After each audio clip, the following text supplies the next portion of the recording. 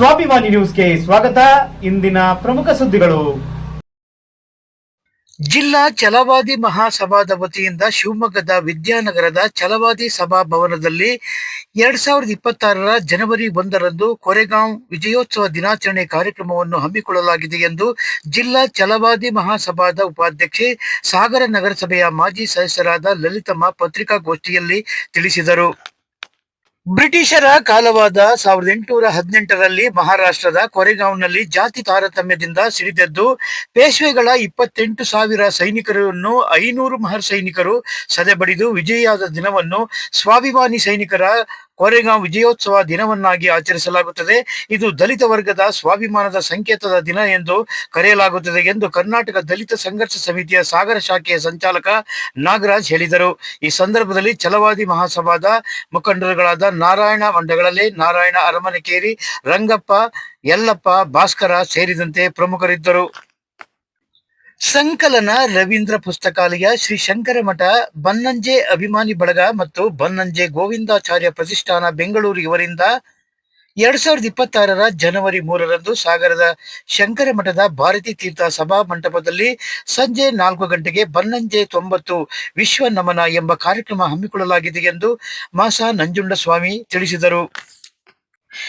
ಈ ಕಾರ್ಯಕ್ರಮದಲ್ಲಿ ಶ್ರೀಮತಿ ಕವಿತಾ ಉಡುಪ, ಶ್ರೀಮತಿ ಸುಮಾ ಶಾಸ್ತ್ರಿ ಇವರಿಂದ ಸುಗಮ ಸಂಗೀತ ಕಾರ್ಯಕ್ರಮ ಹಮ್ಮಿಕೊಳ್ಳಲಾಗಿದ್ದು, ಬನ್ನಂಜೆ ಗೋವಿಂದಾಚಾರ್ಯರ ಕೃತಿಗಳು ಮತ್ತು ಅವರ ವಿಚಾರ ಕುರಿತ ಜೀವನ ಯಶೋಗಾಥೆಯನ್ನು ನೆನಪಿಸಲಾಗುವುದು ಎಂದರು.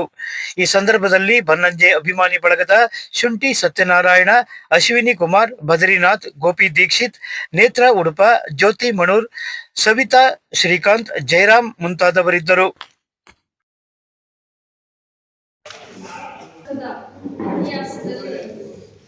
ನಾವು ಅನೇಕ ಯುದ್ಧಗಳನ್ನ ಕಾಣ್ತಾ ಇದ್ದೀವಿ.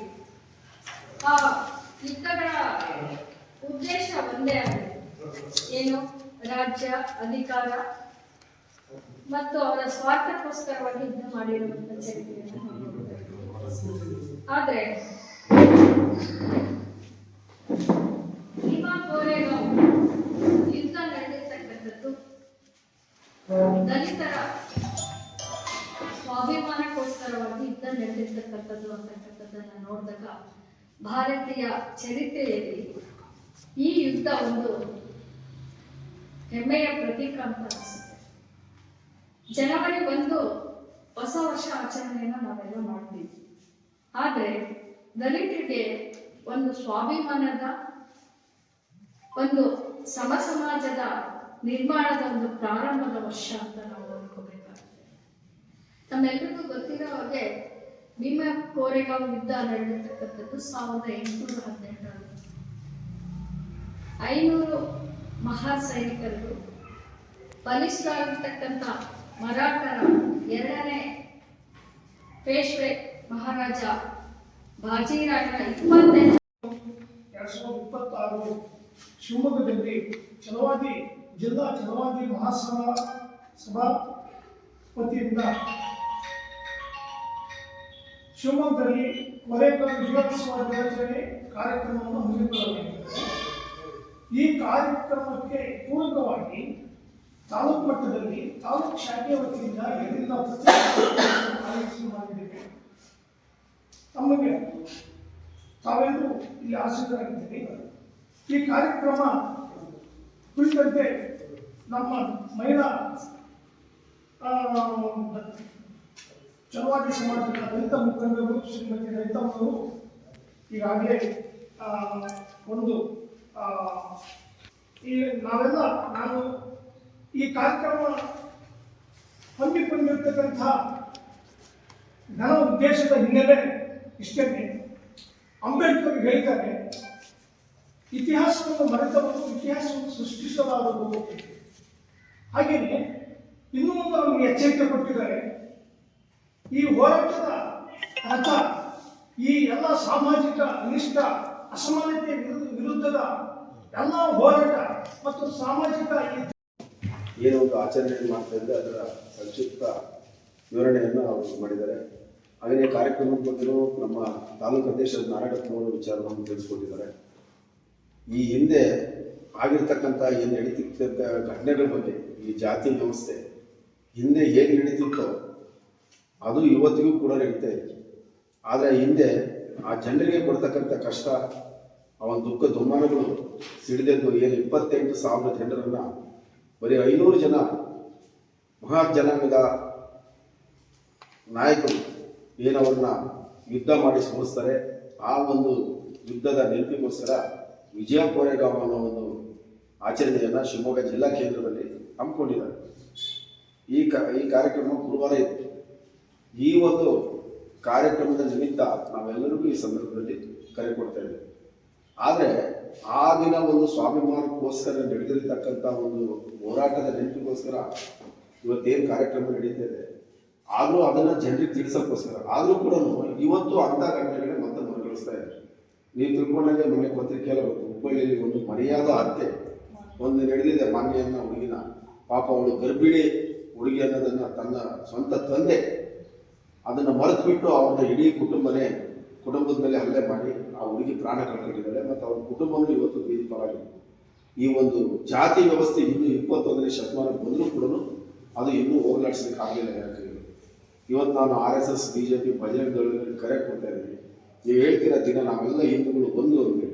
ಎಲ್ಲಿದೆ ಹಿಂದೂಗಳು ಒಂದು ಅನ್ನೋತಕ್ಕಂಥದ್ದು ಎಲ್ಲಿದೆ? ನೀವು ಇಷ್ಟು ದಿನ ಆಯ್ತಲ್ಲ ಘಟನೆ ನಡೆದು, ನೀವು ಯಾರು ಒಬ್ಬರು ಹೇಳಿಕೆ ಕೊಟ್ಟಿದ್ದೀರಾ? ಸ್ವಾಮೀಜಿಗಳು ಎದುರುಗಳು ಬಂದ್ಬಿಡ್ತಾರೆ. ಯಾರು ಒಬ್ಬ ರಾಜಕೀಯ ವ್ಯಕ್ತಿ ತೊಂದರೆ ಆಯ್ತು ಅಂದರೆ ಅವ್ರನ್ನ ಪರವಾಗಿ ನಿಂತು ಹೋರಾಟ ಮಾಡ್ತಾರೆ. ಇವತ್ತು ಬೀದಿ ಮೇಲೆ ನಿಂತು ಯಾರಿಗಾರು ಒಬ್ಬ ಯಾರಾದ್ರೂ ಕಲ್ಲು ಹೊಡೆದ, ಬರೀ ಹಿಂದೂ ಮುಸ್ಲಿಂ ಜಾತಿ ವ್ಯವಸ್ಥೆಯನ್ನು ಬಿಟ್ಟರೆ ಬೇರೆ ಯಾವ ಜಾತಿ ವ್ಯವಸ್ಥೆಯಲ್ಲೂ ಯಾರು ಗೊತ್ತಾಗಲ್ಲ. ಇವತ್ತು ಒಂದು ಹೆಣ್ಣು ಮಗಳಿಗೆ ಅನ್ಯಾಯ ಆಗಿದೆಯಲ್ಲ, ಇವತ್ತು ಅವಳು ಸತ್ತಿದಳು, ಕುಟುಂಬ ನಾಶ ಆಗಿದೆ. ಅದಕ್ಕೆ ಯಾರು ಇಡೀ ಕರ್ನಾಟಕದಲ್ಲಿ ಒಬ್ಬರು ಸ್ಟೇಟ್ಮೆಂಟ್ ಕೊಟ್ಟಿದ್ದಾರೆ? ಹೋಗಿ ಒಬ್ಬ ತಾಲೂಕು ಕೇಂದ್ರದಿಂದ ಯಾರಾದ್ರೂ ಕೊಟ್ಟಿದ್ದಾರೆ? ಎಷ್ಟು ಮಟ್ಟಿಗೆ ಒಂದು ಜಾತಿ ವ್ಯವಸ್ಥೆ ತಲೆದೂರಿದೆ ನೋಡಿ. ಯಾಕಂತ ಹೇಳಿದ್ರೆ ಬರೀ ಒಬ್ಬರು ಜಾತಿಯವರ ಬಗ್ಗೆ ಕೊಡ್ಬೇಕಂತಲ್ಲ, ಒಬ್ಬ ಈ ಪ್ರಜಾಪ್ರಭುತ್ವ ವ್ಯವಸ್ಥೆಯಲ್ಲಿ ಈ ಜಾತಿನ ಹೋಗ್ಲಾಡಿಸ್ಲಿಕ್ಕೆ ಈ ಒಂದು 80ನೇ ವರ್ಷದ ಒಂದು ಕಾರ್ಯಕ್ರಮವನ್ನು ಸಾಗರ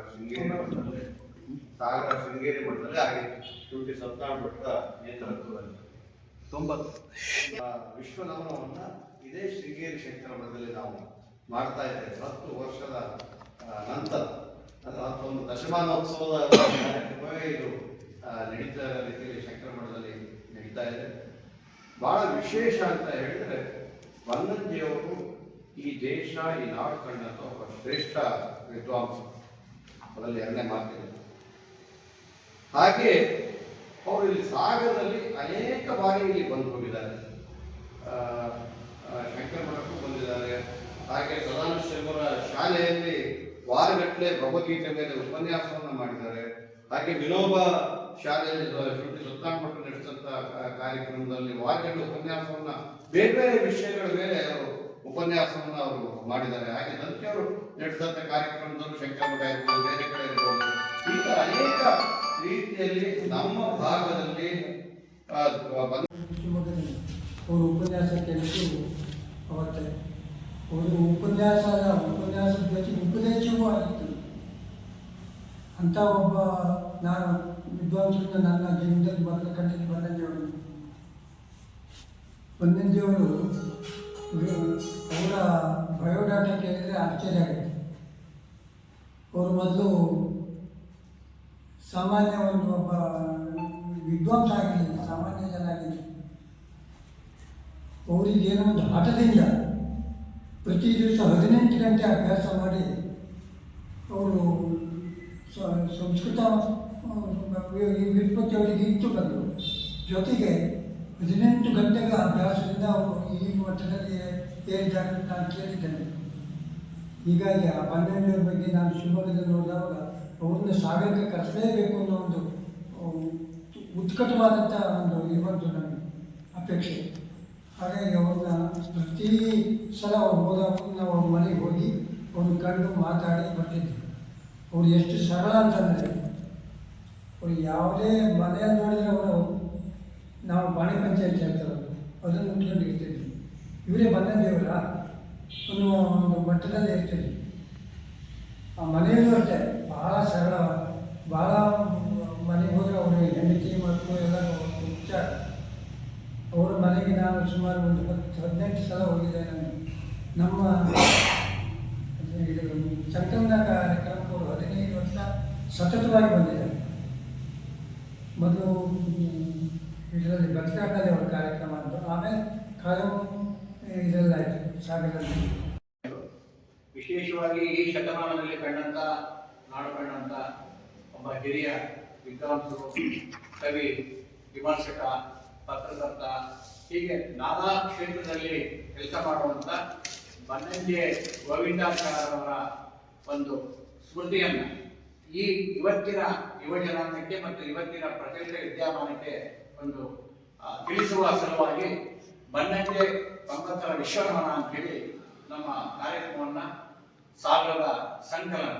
ಈ ಹಿಂದೆ ನಮ್ಮ ಸಾಗರಕ್ಕೆ ವಿನೋಬಾ ಶಾಲೆಯಲ್ಲಿ ತಮಗೆಲ್ಲ ತಿಳಿದಿರುವಂತೆ ಬನ್ನಂಜೆ ಗೋವಿಂದಾಚಾರ್ಯರನ್ನ ಕರೆಸಿದಂತ ವ್ಯಕ್ತಿ ಇವತ್ತು ನಮ್ಮ ಕಣ್ಮುಂದೆ ಇದ್ದಾರೆ, ಶುಂಠಿ ಸತ್ಯನಾರಾಯಣ ಭಟ್ರು.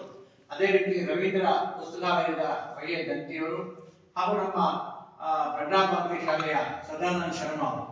ಸೊ ಇಲ್ಲಿ ಅನೇಕ ಕಾರ್ಯಕ್ರಮಗಳನ್ನ ಹಿಂದೆ ಬನ್ನಂಜೆ ಗೋವಿಂದಾಚಾರ್ಯರ ಕಾರ್ಯಕ್ರಮ ಆಗಿತ್ತು. ಇವತ್ತು ಬನ್ನಂಜೆ ಗೋವಿಂದಾಚಾರ್ಯರು ನಮ್ಮ ಕಣ್ಮುಂದಿಲ್ಲ.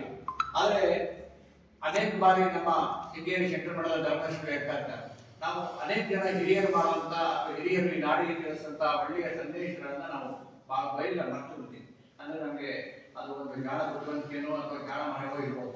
ಆದ್ರೆ ಇವತ್ತಿನ ಅದನ್ನ ಮರಿಬಾರದು ಅನ್ನೋ ದೃಷ್ಟಿಯಿಂದ ಸಂಕಲನ ಮತ್ತು ರವೀಂದ್ರ ಪುಸ್ತಕಾಲಯ, ಬನ್ನಂಜೆ ಅಭಿಮಾನಿ ಬಳಗದವರು, ಶೃಂಗೇರಿ ಶಂಕರ ಮಠದಲ್ಲಿ ಈ ಕಾರ್ಯಕ್ರಮವನ್ನ ನಮ್ಮ 3ನೇ ತಾರೀಕು ಮಧ್ಯಾಹ್ನ 4 ಗಂಟೆಯಿಂದ ಈ ಕಾರ್ಯಕ್ರಮ ಇರುತ್ತೆ. ಈ ಕಾರ್ಯಕ್ರಮದಲ್ಲಿ 4